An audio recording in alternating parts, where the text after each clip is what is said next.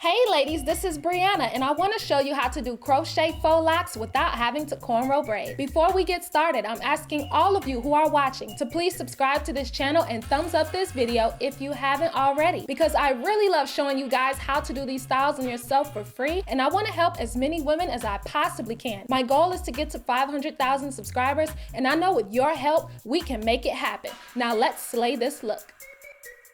For this look, I used 4 packs of Bumble Crochet Faux Locs in the color number 1. If your hair is lighter than mine, then I suggest you go for a lighter color. Now that you see how the front looks, I'm gonna show you how the back of the package looks. And what's cool is if you wanna curl your ends, they show you exactly how to do it.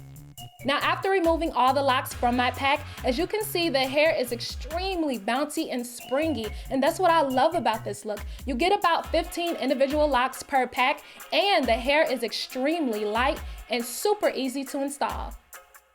As the package states, each lock is pre-crocheted with a loop at the top, so that it makes it very easy for you to attach it to your braids. Make sure you start off with your comb so that you can part and detangle your hair. And for this look, I chose to go with box parting to create this style. Now, make sure to take one of your combs and begin slowly detangling your hair from the ends all the way up to the roots of your hair. If your hair is a lot thicker or voluminous, I suggest that you use a wider tooth comb to prevent any breakage or snagging while combing your hair. Now we're gonna begin braiding, and if you already know how to braid, of course, this is a breeze for you.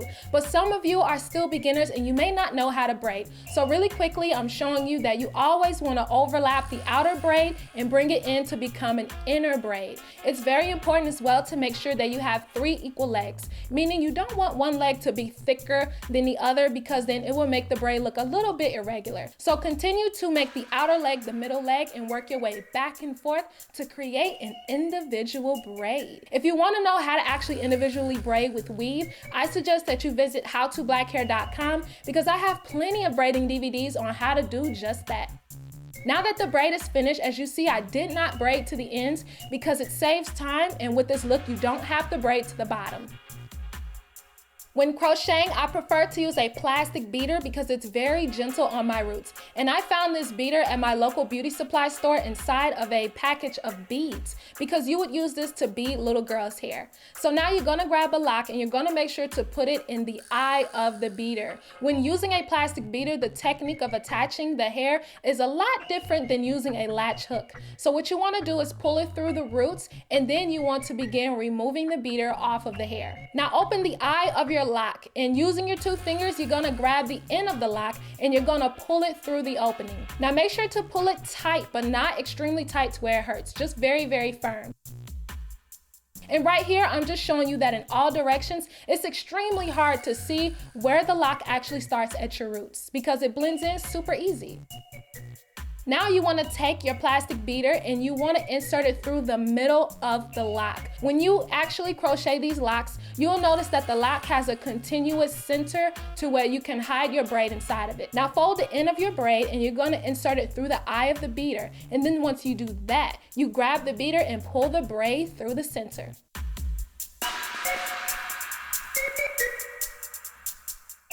So as you can see, the braid pretty much disappeared inside the lock. It's extremely hard to tell that this is crocheted. Now, once again, you're doing the same thing and you want to make sure that you don't go too shallow on the outside. You want to make sure that the actual beater goes directly through the center of the faux lock, because if not, you will actually see your braid sticking out on the side of the lock. So once you go directly through the center, you then pull it through. Now, if you notice that some of your hair is bulging out a little bit, you just want to pull the twist upwards to hide that bulge. Now, some of you may not know this, but I am actually relaxed. My natural hair is grade 4C, and when I relax my hair, it's slightly kinky in nature. And this style works perfectly for relaxed hair if your relaxed ends are hidden and if you have a little bit of kink at the roots of your hair. Because if you have super silky straight roots and then a very kinky extension attached to it, it won't look as seamless. So this style is in fact perfect for those of you who are natural and or transitioning, and this is also great for relaxed hair only if you have a little bit of new growth at your roots to help blend in with this beautiful look. Now just make sure you keep following through to the very ends, and if you notice that you're having a little bit of frizz sticking out at the bottom, I highly suggest that you put a little bit of your favorite edge control on the ends of your hair because it keeps it very slick and intact when you crochet. So as you can see, this is how the crochet lock looks once I finish installing it. And this style is so fast to do. All you have to do is braid all your hair up in individual braids and then crochet all your locks onto your hair. And in total, I have 65 individual locks on my head. Now that we're done installing all of our faux locks, it's time to slay these edges, honey.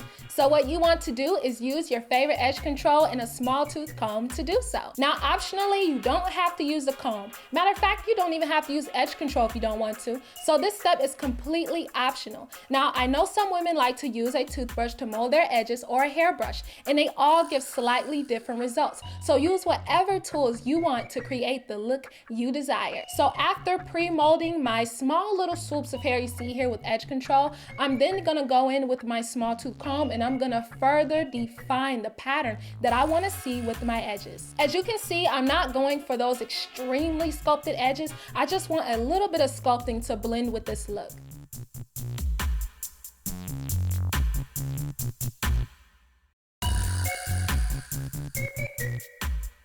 So ladies, as you can see, just a little bit of edge control really tied this look in and stepped it up a notch.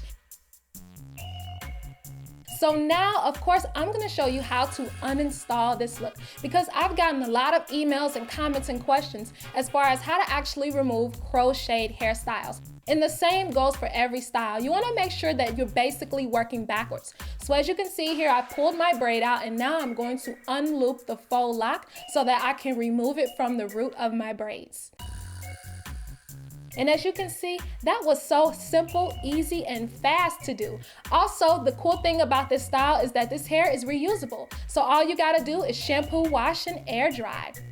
So ladies, as you can see, this style was so easy to do because this technique allows for a flawless installation. So of course, make sure to thumbs up this video and subscribe if you haven't already because I'm currently at 370,000 subscribers and I know with your help, we can get this channel to 500,000. So be sure to be on the lookout for more tutorials and techniques that you can do with your hair for free. And until then, I'll catch you all in my next video. Bye-bye.